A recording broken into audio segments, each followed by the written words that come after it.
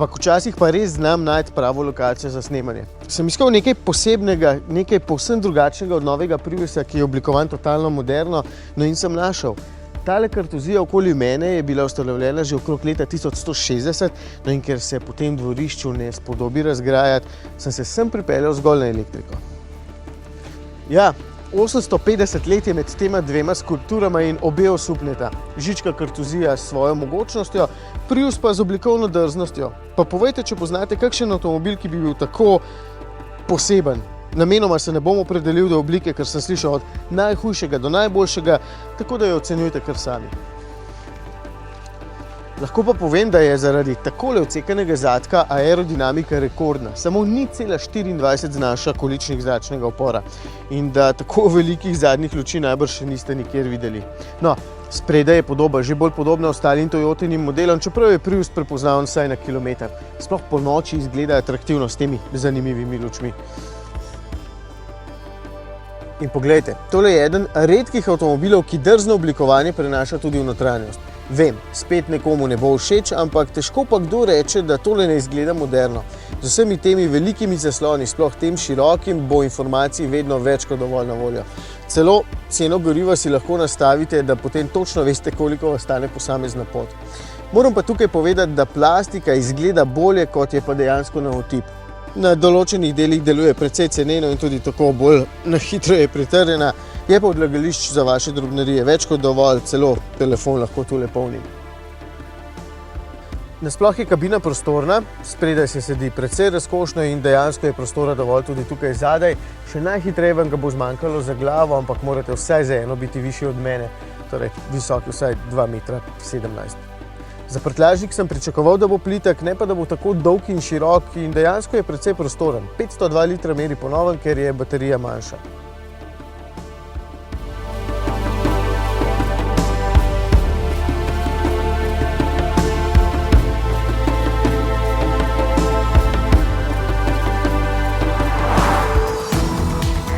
Ok, kaj pa vožnja? Tukaj lahko takoj povem, da je volan kljub možnosti nastavljanja še vedno nameščen precej nizko, ampak manj položno, kot je bil prej. Vseeno sem si brez težav nastavil zelo dober položaj in sedež je zelo udoben. Celo preveč, sam bi imel še nekaj več bočne opore. Takoj me navduši tudi odlična preglednost naprej, ker so steklene površine kar velike, nasprotno pa nazaj. Bočna linija se dvigne res visoko in potem je tukaj še spoiler, ki predeli šipo, tako da se nazaj vidi precej slabo.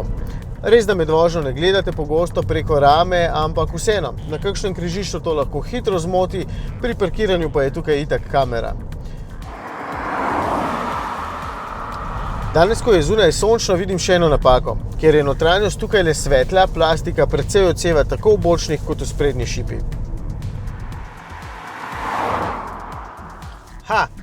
Zdaj pa področje, ki ga bom najbolj pohvalil. In pazite, to govori nekdo, ki pri Toyoti na prvo mesto postavlja GT86, potem pa dolgo časa nič. No, Hilux in Land Cruiser, ampak tole sta drugi sorte stroja. Prius me je vedno odvračal, ker sem imel občutek, da premikam kos pločevine oziroma da pleh premika mene, jaz pa vsem tem dolgčasu lahko premišljujem samo, kaj bom kupil za večerjo, ržen ali koruzni kruh. Ne bom rekel, da je sedaj vse obrnjeno na glavo, ampak dejstvo je, da se novi Prius pelje bistveno bolje. Če sem pošten, prav uživam v vsej tej lahkotnosti. V največje veselje mi je vožnja z njim po mestu, res je prijeten, lepo pospešuje z mesta in občutek na pedalu zavore je bistveno boljši, čeprav še vedno ni najboljši. Na ulicah je tudi odlično vodljiv in lahkotno se čuti na volanu, zato se mi zdi, da ga bom vsak čas vzljubil.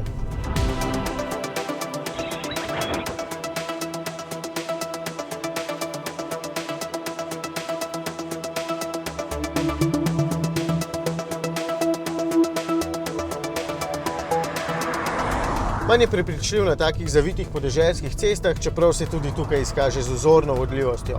Pač manjka nekaj več občutka na tem prelahkotnem volanu in karoserija se precej nagiba, čeprav je lega še vedno zanesljiva, ker je težišče dovolj nizko, tudi zaradi baterij. Seveda pa se pozna, da so pri tem novem zadaj dražja trikotna vodila kot pri kakšnem športnem avtomobilu, zato je krmiljenje bolj natančno. No, še hibridni sklop. ob prvih informacijah se nam je zdelo skoraj nezaslišano, da je novi Prius šibkejši od prejšnjega. Zdaj ima motor samo 90 kW, to je 122 konjev, električni doseg pa je povsem nespremenjen. V praksi kakšna 2, največ 3 km precej polžje vožnje, ampak pomaga pri izpeljevanju in tudi pri pospeševanju, zato je precej učinkovit.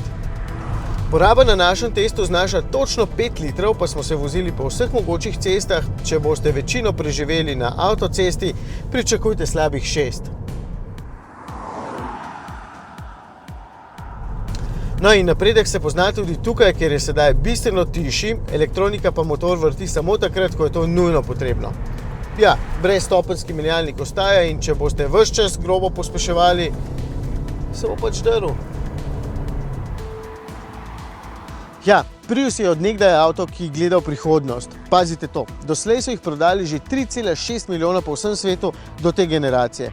Bi bilo prav zanimivo enkrat slišati, koliko izpustov CO2 ali česa dejansko strupenega smo s tem prihranili. Vem pa, da me bo bistveno bolj navdušil priključni hibrid, pri katerem bom lahko napolnil baterijo in prevozil vsaj nekaj 10 km. To bo zame pravi hibrid, ki mu bom potem tudi obliko vsaj do neke mere lažje oprostil. Ampak glejte, za 33 € oziroma za 31 s kakšnim popustom boste težko dobili bolj moderen avtomobil.